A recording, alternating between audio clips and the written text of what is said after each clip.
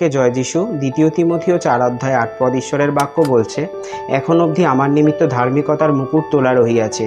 প্রভু সেই ধর্মময় বিচারকর্তা সেই দিন আমাকে তাহা দেবেন। কেবল আমাকেই নয়, যত লোক তাহার প্রকাশপ্রাপ্তি ভালোবাসিয়াছে সেই সকলকেই দিবেন।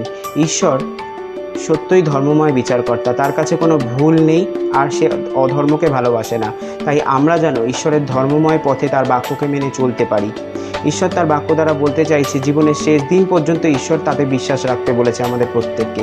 আমরা যদি সেই ধর্মময় পথে চলে নিজেদেরকে ঠিকভাবে রেখে ঈশ্বরের পথে চলতে পারি এবং ঈশ্বরের বিশ্বাস রাখতে পারি, বিচারের দিনে ঈশ্বর যখন সকলের বিচার করবেন, বিশ্বাসী অবিশ্বাসী সকলের মধ্য দিয়েই তিনি আমাদের জন্য যেই জীবন মুকুট রেখেছেন সেই জীবন মুকুট আমাদেরকে প্রত্যেককে দেবেন, কারণ আমরা তার বিশ্বাসী, তার পথে চলেছি। আর ঈশ্বর এই বাক্য দ্বারা প্রত্যেককে এটাই বোঝাতে চাইছেন, আমরা যেন তার পথে চলতে পারি। ঈশ্বর তার বাক্য দ্বারা প্রত্যেককে আশীর্বাদ করুক। আমেন।